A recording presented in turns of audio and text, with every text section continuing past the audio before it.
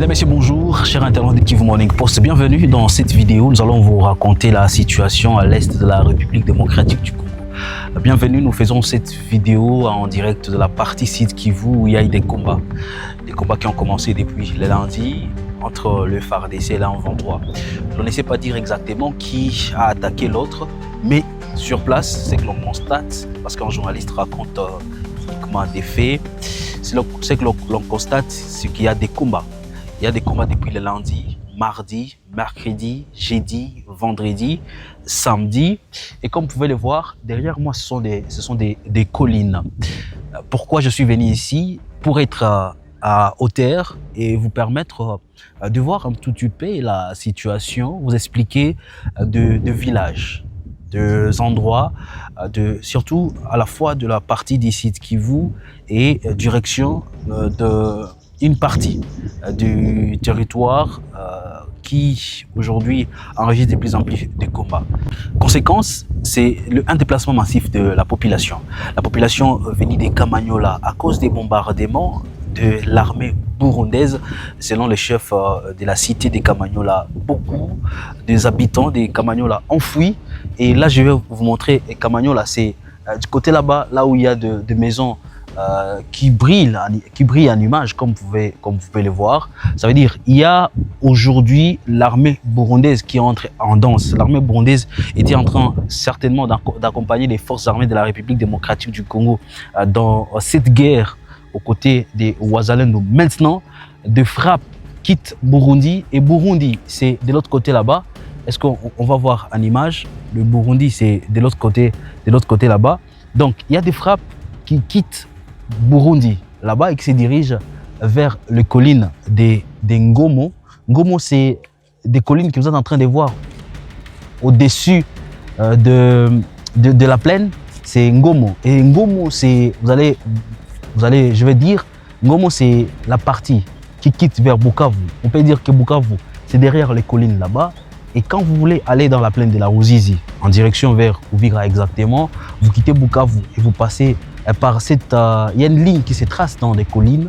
C'est la route Ngomo, et qui aujourd'hui aussi est dans une situation d'impraticabilité extrême. Vous passez par Ngomo là-bas pour descendre à Kamanyola. Et avant Kamanyola, c'est Katogota et Luvungi. Donc, ce sont des collines où s'enregistrent des combats. Alors, depuis le lundi, qu'est-ce qui se passe exactement? Il y a des combats qui ont commencé du côté Kamanyola, mais l'armée burundaise, à partir du Burundi exactement, selon le chef de la cité de Kamanyola, des frappes quittent Burundi et se dirigent vers Ngomo. Des frappes quittent le Burundi et se dirigent vers Ngomo et Kamanyola. Et des populations qui ont fui, que nous avons rencontrés, affirment qu'il y a eu beaucoup de blessés, des écoles qui ont été touchées, des structures de santé touchées, et la situation humanitaire est assez terrible. Où sont parties ces populations? Ces populations enfouies. Nous avons fait dans cette zone 3 jours et on continue encore à découvrir.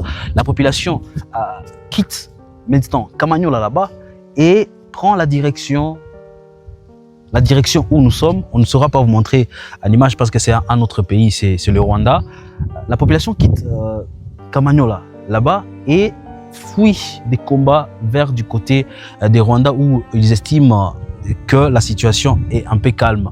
Alors, le Rwanda accueille aujourd'hui les déplacés venus de la République démocratique du Congo. Alors, ils sont au nombre de combien?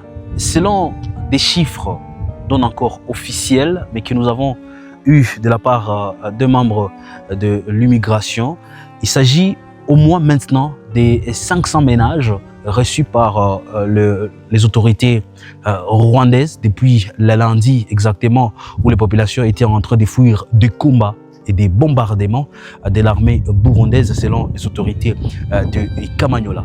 Déjà, du côté Rwanda, on peut entendre de fortes détonations des armes lourdes venues du Burundi, comme je l'ai dit, vers le Rwanda.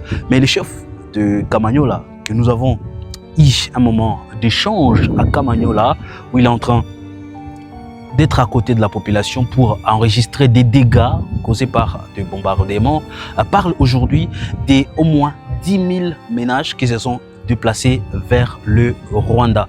Et le Rwanda, selon des confrères journalistes que nous avons contactés du Rwanda, il y a un centre qui est préparé pour accueillir ces Congolais.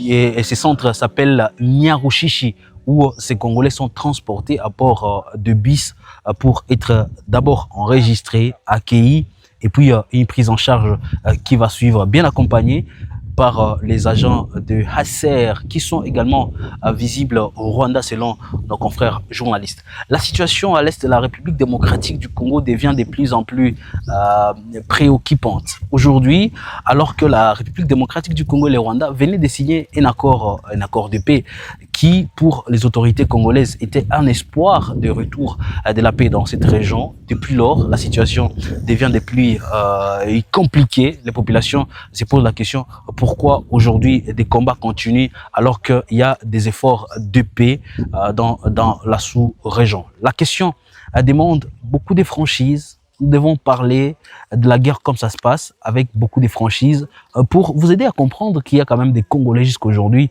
qui continuent à souffrir à cause des combats à l'est de la République démocratique du Congo. La M23 continue de crier et d'appeler la communauté internationale à intervenir, surtout à présenter la situation causée aujourd'hui, cette dégradation de la situation causée par des bombardements de l'armée burundaise. Jusque-là, aucune communication de l'armée par rapport à un bilan qu'on peut faire jusqu'à ce moment, parce que vous avez vu, Kamanyola là-bas est contrôlé jusqu'aujourd'hui par l'AFC en 23, parce qu'on y a été, on a rencontré le chef de la cité installé par le M23, le gouverneur d'ici Kivu, Boussou Bangui, qui a installé le chef de la cité, et nous avons eu le temps de parler avec lui depuis Kamanyola. Et ce matin, il y a encore quelques déplacés, mais pas assez nombreux comme c'était le cas le lundi, mardi, mercredi, jeudi, et bon, un petit nombre le vendredi. Nous faisons cette vidéo en direct de cette partie de la République démocratique du Congo pour vous décrire un peu la situation. C'est possible que cette situation puisse trouver la solution. Il faut juste une volonté de politique, une volonté des autorités pour mettre fin à cette souffrance qu'endure la population des Kamanyola dans cette partie de la province du Nord Kivu à l'est de la République démocratique du Congo. Merci pour ces moments, merci pour cette situation que nous sommes en train de décrire depuis cette partie de la République démocratique du Congo. Messieurs, dames, merci à vous d'avoir suivi.